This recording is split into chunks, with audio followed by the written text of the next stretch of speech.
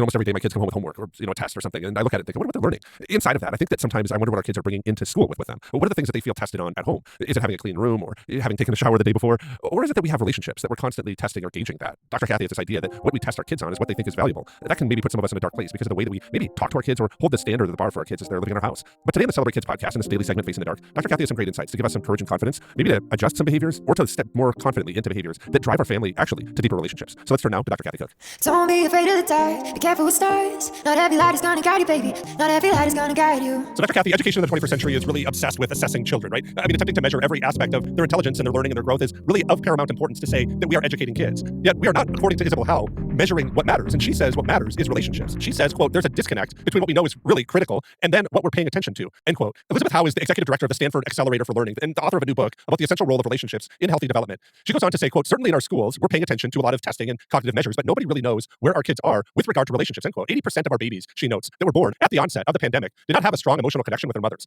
Before the pandemic even occurred, 40% of young children did not have a strong emotional connection with their mothers. Dr. Kathy, Howe notes that this upcoming generation of kids, what some call Gen Alpha, those kids that are born kind of in the 2010s on up through about the 2020s, that they're really referred to almost as the COVID generation. But Howe kind of pauses on this, and she says we should call it Generation R standing for relationships. And she really wants us to say that because she wants to encourage this generation to be a generation that pursues relationships. Why are relationships so important? So we would agree with her here at the ministry, wouldn't we? That relationships really matter. I want to say to those who are wondering first that we are against referring to these kids as the COVID generation. I'm good with Gen Alpha for right now. I think it's premature to say that they're going to behave in a certain way. So Alpha is kind of just a neutral label for now. So I think there's wisdom in that. But let's not remind people of COVID every day. And let's not remind these kids that they lost this and they lost that. And there was a season when they were masked and they were forced to stay home. This is such a negative thing. So back to your question, why are relationships so important? For little kids, again, emotional wellness. This really makes me sad that we have generations of children not connected to their moms emotionally. Moms were distracted in that season. Moms were overwhelmed in that season. And it can be challenging. A lot of moms have told me that when their children are young and their interests and talents haven't yet been developed, they have a harder time connecting because their joy is to connect over interest and skill. And let's go to the art museum. And the little girl dances in. She's so excited because she loves art. And when they're little itty bitty, those skills and interests haven't been demonstrated, and it is harder. But it is concerning. Here's what we think at the ministry.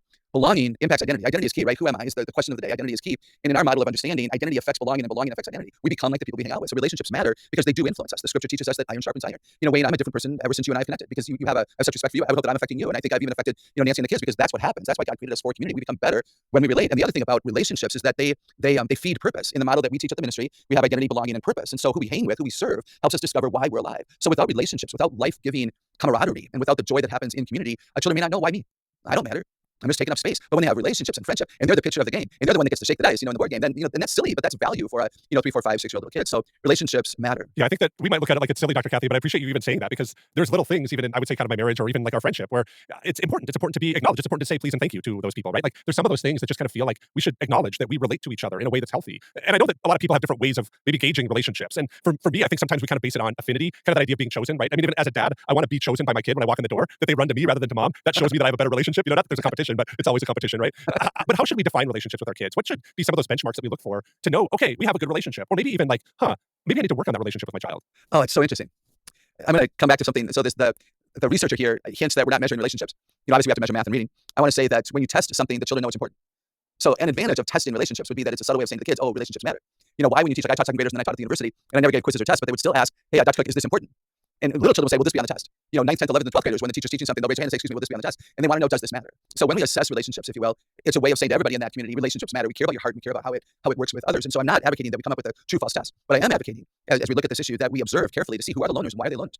And who's a kid in our class, who's a kid in our family, or a kid in our Sunday school class who has a relationship, but the next Sunday they don't? Like, why do relationships fracture consistently for this son, but not that son? What's going on there? So I think we look at the length of a relationship, the depth of a relationship. I think we need to make sure that when we're defining relationships with our kids, that it's about that experience with the person. It's not about quantity, it's about quality. One of the dangers of our children being raised when social media is a thing is that they're trying to collect likes and they're trying to collect people. And that's not the way it works. When I was just with a group of young adults at Summit Ministries in their gap year program, I asked them, how many best friends do you have? And they all agreed more than 3 is not possible.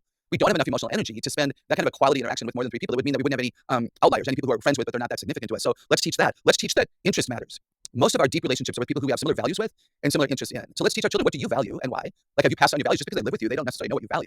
And what you value creates family. So do they know their values? Do they know what they're interested in, what they're curious about? Not just what they can do well, but what they care about, so they can find other people who care about the same thing. And now all of a sudden you have a group of 4 kids in a church who want to create, posters about Sanctity of Life Sunday or about a different way of celebrating Valentine's Day. Hey, Pastor John, could we go to the nursing home? Or could we go to this assisted living complex where some of our grandmothers and some of the people from our church live? And there's so many people that are lonely there. Could we go there on Wednesday night so that we could just bring joy? Like that, the relationship is about knowing who we are and knowing who they are, and then wanting to do something with those relationships. I love that, Dr. Kathy. I think that that's so important to kind of know. And How's research is really done in kind of a unique part of the world. I would say it was done in New York City. And I think that a lot of the world thinks that these studies are normal. But I've been to New York City many times, Dr. Kathy. New York City is not like the rest of America. It's not normal. And there's just a reality of other parts of the world, especially the parts of America, that just feel so different from what happens in New York City. And even the dynamic of like what you would expect for parent-child relationships to be. You go to Iowa and the kids are playing football on the front porch, or on the front yard with their dads, or they have big backyard gatherings in Seattle with their friends. Like it feels so different.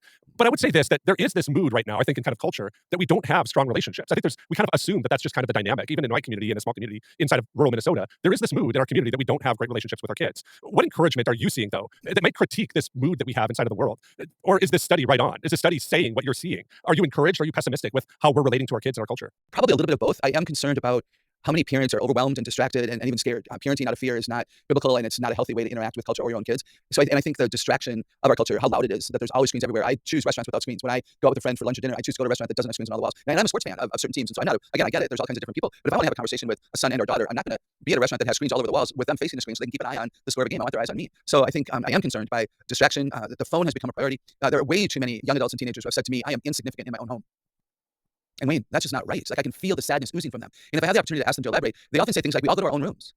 And I'm friends with Kirk Cameron, I have a lot of respect for him. And, he'll say something like, well, it's called a living room. Live in the living room.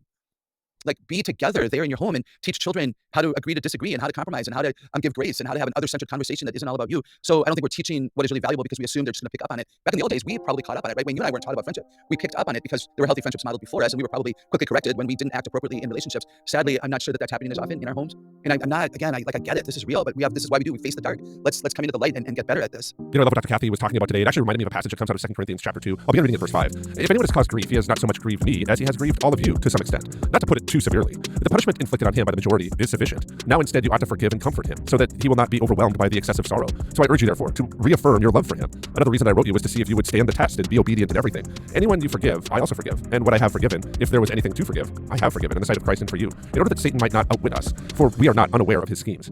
The context of what Paul's writing here is the context of a passage that comes out of 1 Corinthians chapter 5. Paul addresses this incredible moral failing that happens inside of the Corinthian church involving a member who is living in a serious sexual immorality.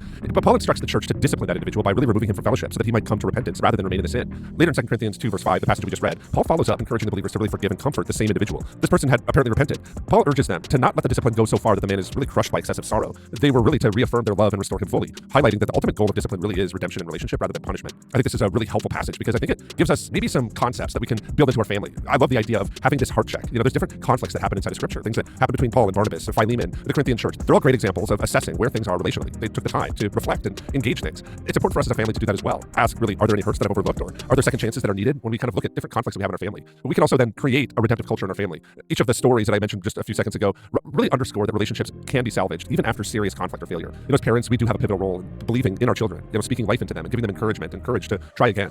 Maybe we should take on that Barnabas role more strongly and strengthen the bond of relationship. Each restored relationship ends stronger than before. I hope that's all an encouragement for you, that it can give you a light that shines and cuts through some darkness and confusion we might be facing when we look at relationships, and maybe even the need to redeem and restore relationships. Well, on behalf of Dr. Kathy Cook, my name is Wayne Stender. Thanks for listening to the Celebrate Kids podcast, this daily segment, Facing the Dark. We're so glad you joined us today, and we're looking forward to seeing you here again tomorrow.